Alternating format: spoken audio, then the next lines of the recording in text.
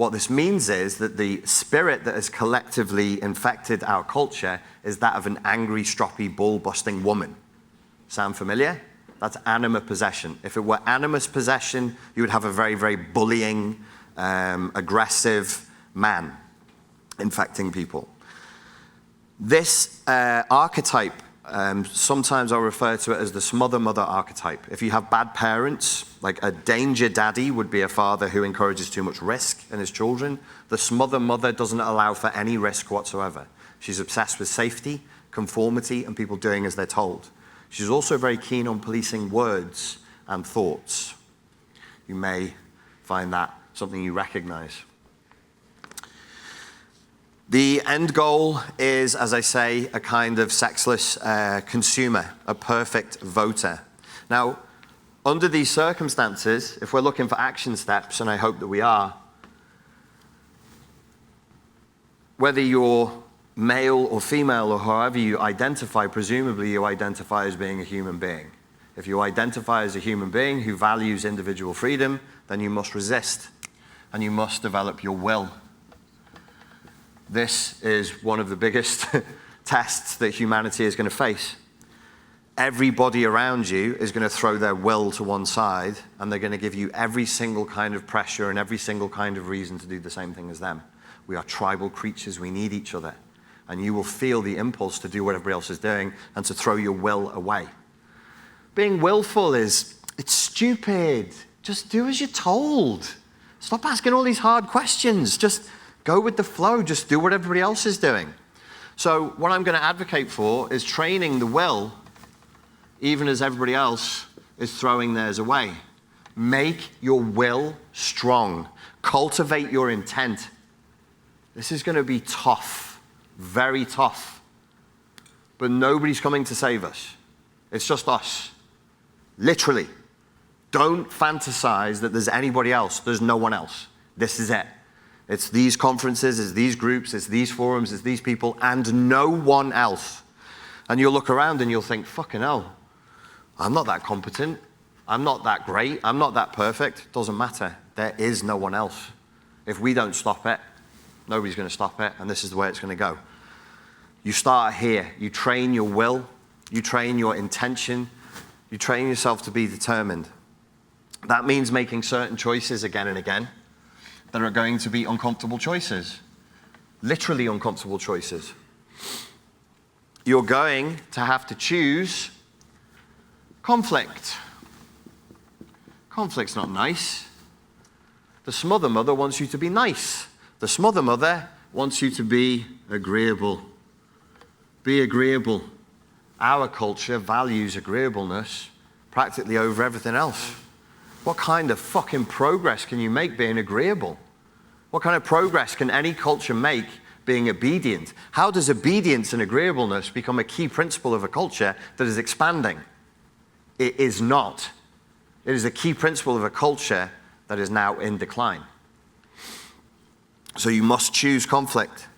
You must choose rebellion over conformity and obedience. You will have to rebel. And this will challenge your will because you won't want to. This is going to be painful. Your own tribe is going to turn against you. And that's guaranteed at this point. You must choose risk over safety.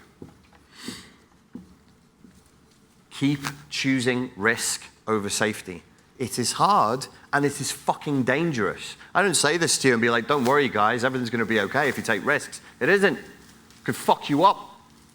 That's life. That's the way we always lived. That's the way we've always lived up until about 120 years ago where we said, right, we're not taking any more risks because, you know, bad things might happen. Choose discipline over self-indulgence. I think we're already seeing this spontaneously happening. I used to laugh at all the guys online who would brag about nofap. And I'm like, are you seriously talking about wanking with each other in a public space? But I see value in it now that I never did before. I was like, this is some weird cult shit. You know, people who take cold showers and they stop wanking. I think, what are you doing that for? Or they don't do porn. And now I'm looking at them going, no, that makes sense. That is a spontaneous, intuitive, unconscious drive to rekindle the masculine urge. Discipline, control, do the uncomfortable thing, do the hard thing, do the difficult thing against indulgence. Everything in your environment, everything inside of the ideological soup that you swim in every day is saying, don't be disciplined. Indulge, indulge, indulge. Because that's what makes you a good consumer. Consumer capitalism needs that shit. So you have to be disciplined. You got to change the way you eat. You got to change the way you drink. You got to change the way you sleep. All of it. Clean your fucking act up now.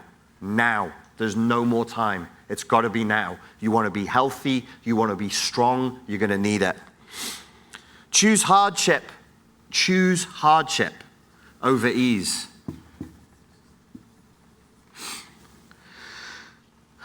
Choose action over introspection. I'm a psychologist. You won't often hear psychologists say that.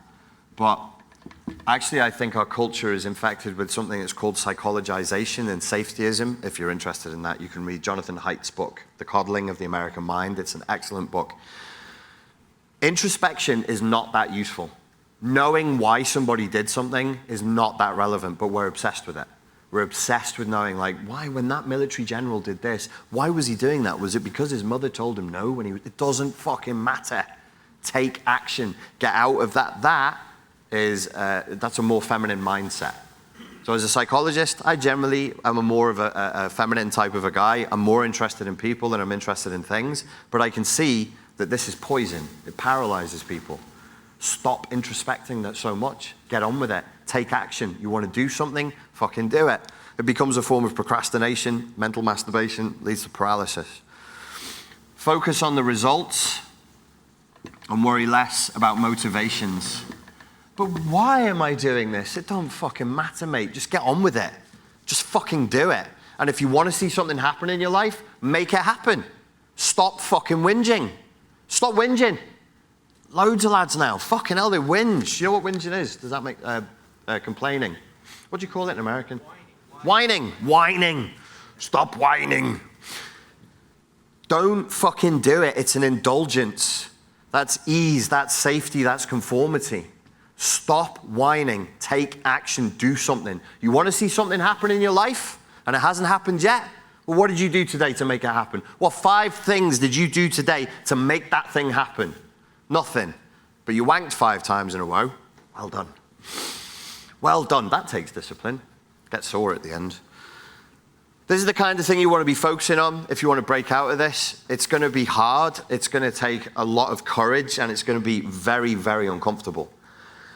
What I also recommend is, as you do this, try and have open-minded conversations with people, even if they're on the other side of this argument. Have faith that a strong philosophy will beat a weak ideology. Have faith. So if you're calm and you're patient and you can have the conversation, you follow the Socratic method, you don't get defensive, you don't get cranky, you just sit there and say, like, why do you believe that? Oh, that's interesting. What causes you to think that that is true? What evidence is there for that? And then you present a superior philosophy. You don't have to take people apart. You don't have to be like, I'm going to smash this communist's ideas into smithereens. You don't need to do that. Just show people a better way. Just show them a different way of thinking about something. The human brain has this weakness. It has this fallibility, and I've been using it for 25 years now in the therapeutic context, which is if it has 2 choices, if you show it a better choice to get done whatever its objectives are, it automatically takes that. It automatically takes that. Find out what your opponent's motivations are. I just want my children to be safe. So do I, mate. So do I. Have you considered that one way of doing it would be this? Oh, okay, I thought that handing over all of my power and agency to the state would do it. Well, historically there isn't too much fucking evidence that that is a good way of keeping people safe.